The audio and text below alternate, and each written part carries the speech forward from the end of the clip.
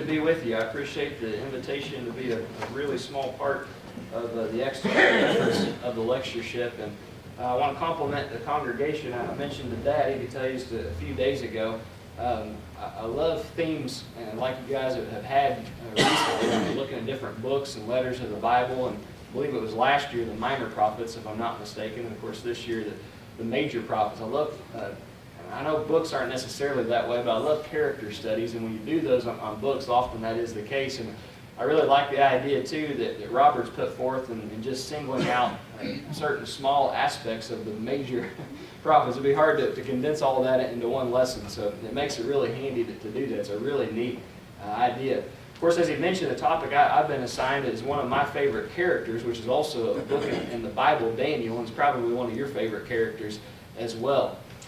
When I start considering Daniel, it makes me think of the fourth verse of one of my favorite songs, In Christ Alone. Maybe you've heard that song before, maybe you like it too. And the opening of that fourth verse goes, "No guilt in life, no fear in death, this is the power of Christ in me." Again, I'll state, no guilt in life, no fear in death, this is the power of Christ in me.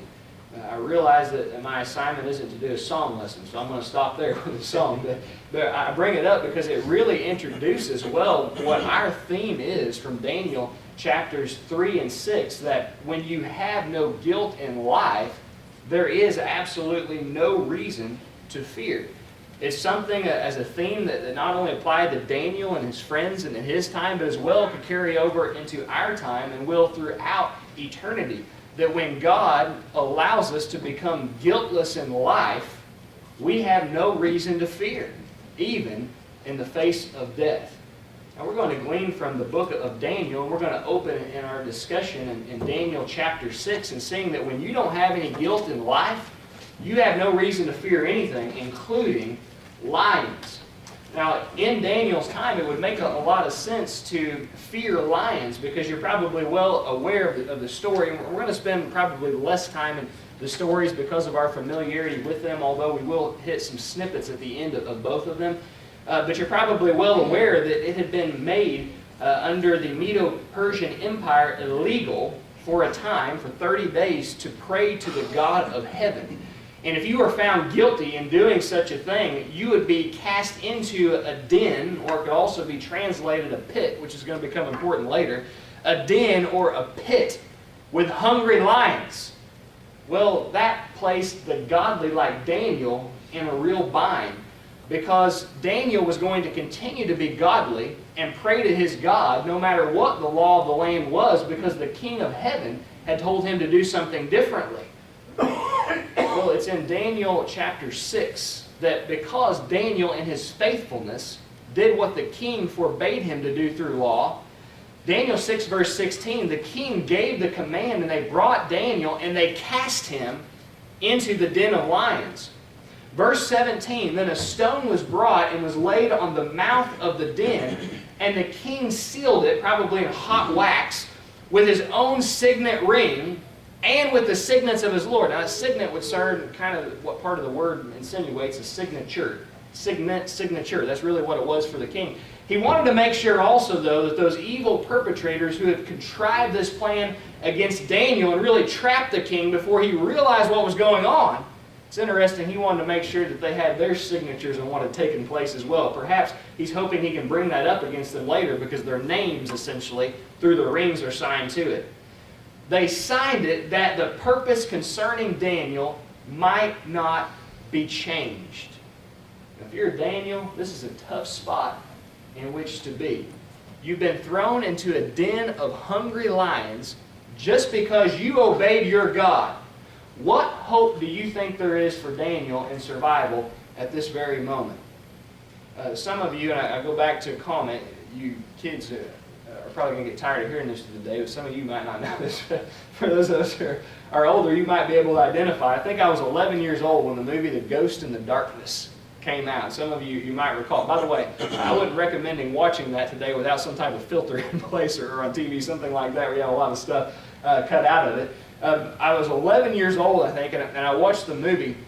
The Ghost in the Darkness, and I don't recall every element of it, but the basic gist of it were there was these foreigners who went to the continent of Africa. They're in a certain country, and they're building some type of structure. And as they're doing so, by the way, this is based on a true story.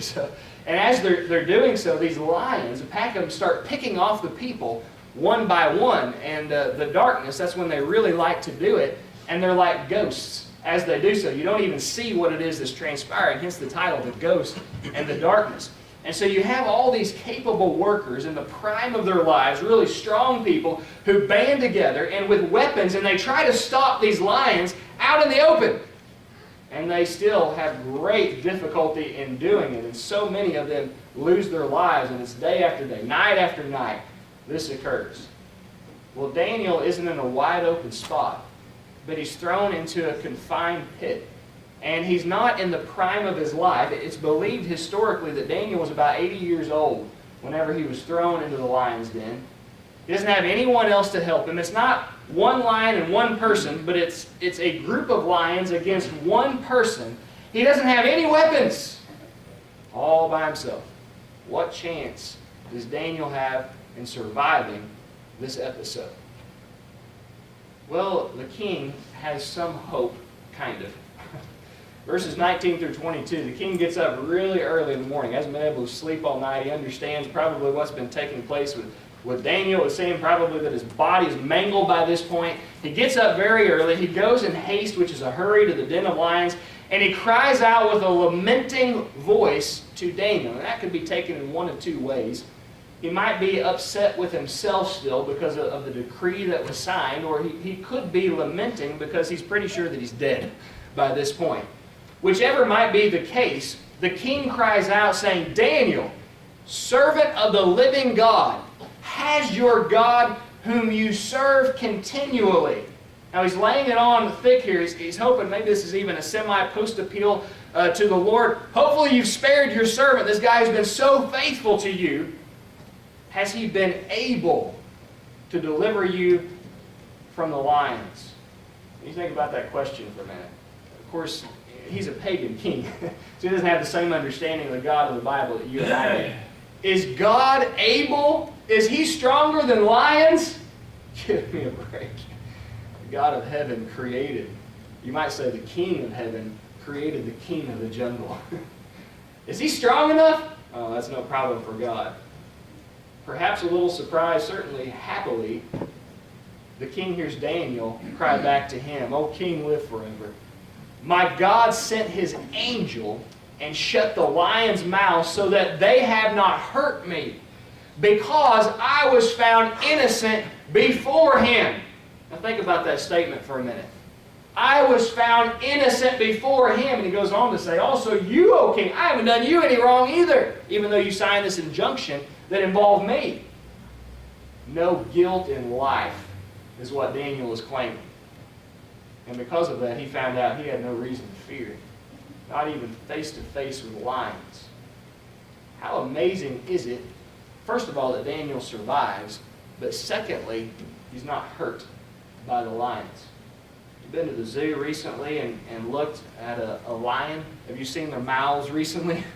One of those suckers gets a hold of you. What do you think those teeth, and combined with the force of its whole body, especially its neck, its jaws, what do you think it would do to your body if it had all night to use you as a chew toy?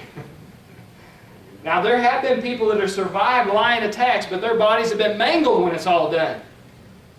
When people have small, domesticated cats, they make sure that they take the claws out of them if they're staying inside of the house anyway. They can rip furniture to shreds, and that's with little tiny claws. They're called the kings, not of houses, but the kings of the jungle for a reason. Massive claws. One gets a hold of you and swipes down a single time. It can rip you open from head to toe. But if it can do that with you all night long, what do you think you're going to look like when it's all said and done? Not only did Daniel survive, but what did he look like when this episode was over? Verse 23, "Then the king was exceedingly glad for him and commanded that they should take Daniel up out of the den," or pit. "So Daniel was taken up out of the den, and no injury whatever was found on him." Why? Because he believed in his God. Folks, isn't the account of Daniel in the lion's pit an amazing story? I don't mean that by fable or fabrication, but a true account of a real event that took place. Isn't that remarkable of itself? But if we lose the significance for us, it actually means nothing to us. Romans 15:4, you probably heard a few times this week already and will continue to, but Romans 15:4, whatever is written before it was written for our learning. We're to take these important stories and make application to our own day, lest they lose the significance for which they've been preserved on our account. Amen. What does it mean for us when there's no guilt in life? There's no fear of the lion. You think there's a lion that's after us today? 1 Peter chapter 5, verse 8 reads, "Be sober," which means serious-minded, "be vigilant," which is watchful, because your adversary, your opponent, your enemy, the devil, walks about, guess how? Like a roaring lion, seeking whom he may devour. Is there a lion after us today, just like was after Daniel? Oh, you better believe it. But as in the case of Daniel, when we choose to side with the Lord and he makes us innocent in life, even though we become guilty of our own accord through faith, we obey God, and so we become guiltless in life. Do we have any reason to fear the lion? Does God help us out as this lion is chasing us around? Revelation chapter 20 says in verses 1 through 3, "Then I saw an angel coming down from heaven." You remember the creature that helped out Daniel? It was an angel. Well, that's interesting. "Then I saw an angel coming down from heaven, having the key to the bottomless pit." You know what a synonym for pit is? Remember what we established a little while earlier? Den. To the bottomless den. "And a great chain in his hand. He laid hold of the dragon, that serpent of old, who is called the devil and Satan." What did we find in 1 Peter 5:8 that he's also called? That angel came down and laid hold of the lion and bound him in a pit, a den, for 1,000 years. And he cast him into the bottomless pit, and he shut him up. Do you recall what took place with Daniel once he's thrown into the lion's den? What did they put on top of that? A stone. He was shut up inside of there. The devil's been shut up inside of his lair as well. And set a seal on him. What was it that the king did with his signet ring? He sealed the matter, so that he should deceive the nations no more. Now, it becomes an interesting conversation as to who does this angel refer to in Revelation 20, having an all-important key to the afterlife. Well, I'm going to toss out something before you that I want to emphasize as merely a suggestion. I'm not saying that it is that way 100% for sure. In fact, it may very well be another way that becomes more apparent to the mind. When you go back to chapter 1 of Revelation, there's one who's mentioned who holds all, not one, but all the important keys to the afterlife. And he's known in the text as the Son of Man. He's come down from heaven as an important messenger, perhaps bringing the most significant message that's ever been delivered. God and Satan battle against one another, but God wins, and those who are with God, they win too. That's an important message. God sends that message through Jesus, the one who has the keys to the afterlife. In Malachi chapter 3, the equivalent of the Greek word angelos is malach. Actually, the whole book, it's actually malachi. So it means messenger. That's what Malachi signifies. But Jesus is signified as an angel or a messenger in chapter 3 of Malachi. And this is something of which I also want to make clear. I'm not suggesting that Jesus is a created being. No, we know that's not the case, like the other angels are, Psalm 148. But messenger is all that angel means. It's used of people too. Even John the Immerser in Matthew chapter 11. It could be in Revelation 20 that the angel, not a created being, but the one who created all things, including angels, that important messenger of Revelation 20 may very well be Christ, directly in what he does with Satan, regardless of whether it's directly that or indirectly so that he does through an angel, we know that Jesus looks out for his own. Jesus has won the victory for them. Also stated, I'm not so sure, but what Revelation 20 and Revelation 12 are actually parallels of one another, where you have in verses 1 through 6 of Revelation 12, Jesus who has come down and who's been born of woman, and then you skip verses 7 through 9 and you have verses 10 through 12 of Revelation 12 that state the kingdom has been established. Between, we know, the birth of Jesus and the kingdom being established, Jesus died, which fits into the time frame of verses 7 through 9, when Satan and his messengers are cast out of heaven. I don't believe that's a reference to some primeval battle that took place in heaven. Else you would have Satan and his angels in heaven for the first 4,000 years of the earth's existence. That doesn't make any sense. Rather, through the death of Jesus, Satan was thrown down from heaven, just like it's used in the letter to the Ephesians, from a high place of prominence. He was holding keys or power over death. The afterlife, but not when Jesus was raised up and he died for humanity. He wounded the devil. He threw him down to a low place. He didn't have his power anymore. And he goes on to say, now you on earth, you better look out, because he's mad. And he's going to be coming after you to try to get vengeance for what Jesus did to him. Now, I'm not a zoologist, and I don't really have a whole lot of knowledge at all as it comes to animals, but I've watched shows, and I guess that makes me qualified enough to talk about it here. So, I like watching animal shows. What you'll hear from zoologists is there are two types of lions with which you don't want to mess. First of all, you don't really want to be messing with lions, period, especially these two kinds. Number one is a wounded lion, because it doesn't have anything to lose. It's already so powerful, and might not see tomorrow anyway. Satan is a wounded lion. And how ironic that it was through the wounds that he supplied to the Savior that Jesus mortally wounded the lion.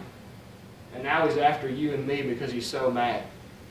Those in the profession say you don't want to mess with a hungry lion because that hungry lion might eat you. Satan's hungry. He's on the prowl. He's after every one of us. How powerful it is we see through the account involving Daniel, that when we allow God to help us out so that we have no guilt in life, we don't have to have any fear as we look death right square in the eyes, potentially, even as we look and stand toe-to-toe with a lion. Because when the King of Heaven is with us, the King of the jungle poses no threat to you and me. You see from chapter 3 of the book that Daniel composed, when there's no guilt in your life, there's no reason to fear, not even fire that might come your way. Now, this story doesn't directly involve Daniel, but it does involve his close friends to whom we were introduced in chapter 1 as they're carried off into captivity with Daniel. Hananiah, Mishael, and Azariah. Those are their Hebrew names. We know them better by their pagan Babylonian given names of Shadrach, Meshach, and Abednego. It's kind of interesting. If you ever looked at maybe a chart involving those, that each one of their Hebrew names has something to say about Yahweh, the God of heaven. Well, the new names that are ascribed to Hananiah, Mishael, and Azariah, Shadrach, Meshach, and Abednego, they all say basically the same thing, but about the foreign gods of the land of Babylon. That's not by accident. That's brainwashing that's attempted to go on. Well, in the time of Daniel, Shadrach, Meshach, and Abednego, while the Babylonian Empire is in place, there's a real threat of fire, isn't there? Kind of like Daniel in prayer, the evil emperor, Nebuchadnezzar, he has erected this huge golden statue, and he has this symphony that plays, and whenever it kicks in, everyone immediately is just to hit the deck and give reverence to this false god that Nebuchadnezzar has set up. Well, just like with Daniel, that poses a real issue for those who are going to live godly, because they're not going to do that. And don't you know that when the whole nation has bowed down, those who are around close enough to hear the music that's being played, when everyone bows down, if you're the only one left standing, you're going to stick out like a sore thumb, aren't you? Well, the music begins to play. Shadrach, Meshach, and Abednego put both feet in the ground, stand firm and straight up in the air. They're not about to bow down. Well, you might be able to guess about an egotistical maniac of the most powerful, perhaps first true world empire there ever was, Babylon. Nebuchadnezzar, he wasn't really all that happy about their non-compliance. Verses 13 through 15 of Daniel 3. Then Nebuchadnezzar, in rage and fury, gave the command to bring Shadrach, Meshach, and Abednego. Nebuchadnezzar spoke, saying to them, Shadrach, Meshach, and Abednego, is it true that you do not serve my gods? And there's kind of a play on words here. Remember, they're named after their new names. They're named after Nebuchadnezzar's gods. I named you after these guys. And you're not bowing down before them, giving your allegiance, and you're not going to worship the golden image that I set up? You do understand, if you do not worship, you will be cast immediately into the midst of a burning, fiery furnace. I think Nebuchadnezzar, although he's not a real great guy, he's given them a chance here to recant and reverse their former position. You don't have to die this way, is what he's telling them, but he's mad about what has occurred. And he asks an interesting question. Who is the God who will deliver you out of my hands? You understand the power that I possess? Who do you think could possibly spare you from a burning, fiery furnace that I, King Nebuchadnezzar, have prepared for people like you? Verses 16 through 18, Shadrach, Meshach, and Abednego answered and said, O Nebuchadnezzar, we have no need to answer you in this matter. If that is the case, it's your decision to go through with that. But if you really do, our God whom we serve is able to deliver us. And He will deliver us from your hand, O King. Now, they're not trying to order God around. Verse 18, but if not, we don't know if that's His will or not. But if it's not His will to save us, we don't care. O King, understand this. Even if we die, we are not going to serve your gods. You may change our country. You may change our education. You may change our names to try to fit the pattern of your gods. We're not going to serve them even if you do. There's nothing you're going to do to change our minds or our lifestyles. Nor will we at any time in the future worship the golden image which you have set up.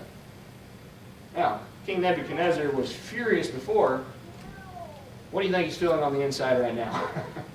He's probably never in all of his life had someone to stand before him and not to cower down before his great prowess. Verses 19 through 23. Then Nebuchadnezzar, full of fury, listen to this, the expression on his face changed toward Meshach, Shadrach, and Abednego. He spoke and commanded that they heat the furnace 7 times more than it was usually heated. He commanded certain mighty men of valor in his army to bind Shadrach, Meshach, and Abednego and cast them into the burning, fiery furnace. These men were bound in their coats, their trousers, their turbans, and their other garments, and they were cast into the midst of the burning, fiery furnace. The flame of the fire was so hot that it killed those men who took up Shadrach, Meshach, and Abednego. And the 3 fell down bound into the midst of the burning, fiery furnace. You just thought it was bad to be in Daniel's shoes. How would you like to be in Shadrach, Meshach, and Abednego's shoes? This is a hot flame. You know the purpose of the furnace of Babylon? It was used, a very, very hot one, to bake the bricks that were used to construct the magnificent city. And so it was really hot whenever they would bake those bricks anyway. But when King Nebuchadnezzar orders for it to be heated 7 times beyond the temperature it normally is, I'm not certain if that's to be interpreted literally, but among those of that time in the eastern section of the world, especially among the Jews too, 7 was used as a number of completion and to the degree of perfection. It may just communicate an idea. In other words, you get it as hot as you possibly can, maybe what's expressed by it. Either way, it's going to be so hot, it's not going to really make any difference anyway. The hottest fire that you could possibly imagine, that's the furnace that's been prepared for them. It's so hot that the king knows he can't just get anyone to throw these men in, but he has to choose 3 of the strongest, toughest guys from his army, accomplished soldiers, maybe even commanders, to do such a thing. And the flame is so intense that as they get near it, and about as soon as they release the guys into the fire, they succumb to the flames and they die right then and there, the strongest men on planet Earth. That's how hot the fire is. The king has them thrown in with their clothes on. I'm assuming you're kind of like I am, that you probably don't make a habit of burning human flesh. So, the human flesh doesn't burn, or flesh period, really that well. You know why? Because we're comprised about 3/4 of water. Water doesn't burn very well. But if you ever accidentally caught a piece of your clothing on fire, just getting pretty close to a flame, that can happen pretty easily, can't it? If you were to look at the people and the clothes they have on in terms of wood, basically Shadrach, Meshach, and Abednego, they're green wood. They're not going to burn very well whenever they're thrown into a flame, but they basically have kindling attached to the outside of their body. It's going to help ignite them. It's bad to be in the spot right now of Hananiah, Mishael, and Azariah as they're thrown into the flame. However, King Nebuchadnezzar is astonished in verses 24 and 25. He jumps up in haste, and he speaks, saying to his counselors, "Wait a minute, did we not throw 3 guys bound into the midst of the fire?" They answered and said to the king, "Yeah, that's true, okay. 3 guys, and we tied them up before we threw them in." "Look," he answered, "there are 4. Where's the 4th come from?" They're loose. They're not still tied up. They're just walking around in the midst of the fire. And they, unlike the mighty men of my army who threw them in and didn't even get in the fire, and they died, those guys aren't even hurt. It's really strange that the form of the 4th guy that we didn't throw in there looks just like what I would consider to be, he calls the Son of God. Verses 26 and 27, Then Nebuchadnezzar went near the mouth of the burning fiery furnace and spoke, "Shadrach, Meshach, and Abednego, servants of the Most High God." Boy, his attitude has sure changed toward the God of Israel, hasn't he? Before, "Who's the God who will deliver you from my hands?" Certainly the God of Israel couldn't do such a thing. I don't even know my gods could do that. Most High God. That God of Israel, he's better than all my gods, I can tell you that much. "Come out from the fire and come here." Satraps, administrators, governors, the king's counselors saw these men. This is important terminology. On whose bodies the fire had no power. Fire couldn't harm these guys because they were guiltless in life and because the Lord stood with them. Their hair was not singed. Their garments were not affected. Remember, it's like kindling that's attached to green wood. The kindling didn't even burn up in the fire. In fact, you couldn't even smell any smoke from the fire on them. Folks, that's impossible, isn't it? What does the Bible tell us about God? Sometimes we fail to grasp the Lord. All things are possible. What do all these things mean for us? What's the burning fiery furnace that could potentially threaten us? Well, it's in the giving of the parable of the tares that Jesus says in Matthew 13, verse 30, "Bind them in bundles." Remember what happened to Shadrach, Meshach, and Abednego? Before they were thrown into the fire, they were bound. Bind them in bundles and burn them. Well, I want to know who they are, don't you? Because I don't want to be numbered among those guys. I don't want to be bound and thrown into a fire. What kind of fire? What's Jesus mean by all this? Verses 41 and 42, he gives the explanation of the parable in part. "The Son of Man will send out his angels, and they will gather out of his kingdom all things that offend and those who practice lawlessness, and will cast them into," folks, you can't make this up, "the furnace of fire." When the Jews heard this phrase, do you think their minds would automatically go back to something? What's the only furnace of fire that would really stand out to them from the Scriptures? But the burning fiery furnace of King Nebuchadnezzar. There will be wailing, Jesus says, and gnashing of teeth. You remember how hot King Nebuchadnezzar's furnace was? To the nth degree it was heated. Folks, it'll only be outdone by one other furnace that's been created. And that's the furnace of King Jesus and the everlasting furnace of fire. That's hotter than King Nebuchadnezzar's. You don't want to be cast there. You recall who it was that was obtained to throw the men in? It was so hot. You had to get the mightiest of all creatures to do such a thing. 2 Thessalonians 1 tells us the creatures that are going to be involved is furthering and expounding on what Jesus has here. What kind of creatures are they? Not just angels. Boy, those are strong beings. Aren't they stronger than human beings, we're told in the Scriptures? They're called mighty angels. In 2 Thessalonians 1, the mighty men of valor. We're going to have the mighty beings of valor who grab a hold of and throw the wicked into the furnace of fire as well. That King Jesus, not King Nebuchadnezzar, has prepared for those who disobey his edicts. Verse 15 of Revelation 20 says it's going to be anyone not found written in the book of life is going to be cast, here not to the furnace, although it's a reference to the same thing, but the lake of fire. This is termed to be the second death. All things that offend, all those who incessantly practice sin, who won't turn away from wickedness, all those whose names aren't found written in the book of life are going to be taken by God's mighty men of valor, the angels, and thrown into the furnace of fire that King Jesus himself made.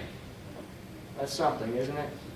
But we want to be sure that we're not numbered among those people. How do we escape?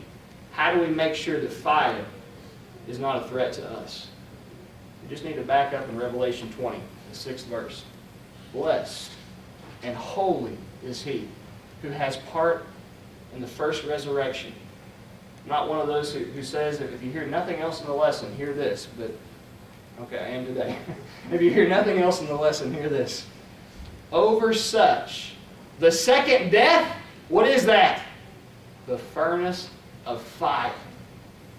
The one who has part in the first resurrection, over such the furnace of fire, the second death has no power. Now, do you recollect the terminology of Daniel 3? Over Shadrach, Meshach, and Abednego, it was observed the fire had no power. Not going to have any power over us either if we have no guilt in life as supplied by our Savior. But they shall be priests of God and of Christ, and shall reign with him 1,000 years. How do we make sure that we're a part of these over whom the second death or the furnace of fire has absolutely no power? We have to belong to Jesus, being his priests who serve him. Who do you think it was as the fourth being who was found in the fire with Shadrach, Meshach, and Abednego, making sure the threat of the flames did not harm them? As I did in the first instance, I'm merely making a suggestion to you, and I'm not saying it has to be this way. But a pagan king, when he observed these three natural beings with whom he was familiar, he saw something that he'd never seen in all of his life, and he attributed it to a supernatural being. One that he termed to be, I would understand as the, or some translations have, a son of the gods. Folks, it may well have been that the Son of God in pre-incarnate form made a special appearance in the furnace of fire. And if it wasn't an actuality, in the very least it was a representation through his messenger, through his angel, to demonstrate that when you allow God to make you to where you have no guilt in life, you put your faith in and you live for him, and you're undeterred no matter what threats might come your way, that you have no reason to fear the fire. Blessed and holy is he who belongs to Jesus and is his priest, because the Son of God protects him or her from the threats of the fire. Blessed and holy is he who has part in the first resurrection. Notice not the second, or not the final resurrection, but the first resurrection. The final, or the second resurrection is that of John 5, when everyone's going to be raised. This is a unique one in which only some are going to be raised. And that antedates, that is, it comes before the final or the second great resurrection. Brothers and sisters, there's only one other resurrection mentioned in the Scriptures other than the final one. Colossians 2:12 says it takes place when we're buried in baptism with Jesus, in which we're also raised with him. Another way of stating that is in which we're resurrected with him. That's a resurrection. We die and we're raised from the dead. Die to the old ways of sin, buried with Jesus in baptism. We raise up from that point forward to be Christ's priest, living for and serving him. And when you're numbered among those who do so, from that point on through the end of your life, or even if you quit doing so and you get back to serving him again, and you do so through the end of your life, second death, furnace of fire, doesn't hold any power over you, because you have part in the first resurrection. When we allow God through Jesus to make us where we have no guilt in life, we don't have any reason to have fear in death. Not even when we stand toe-to-toe with the hungriest and the most wounded and the most dangerous of lions, Satan himself. Not even when we have the potential of being cast into the furnace of fire that King Jesus has prepared, heated to the hottest degree imaginable, because there's no guilt in life. There's no fear in death. this is the power of Christ, the Son of God, in me. Do you have that kind of power working in your life? If you don't, do you want the threat of the lion and the threat of the fire to be cast out from you so that you don't have to be harmed by either for all eternity? You can have the power of Christ working in you this morning. If you'll come and make your need known while we stand and sing.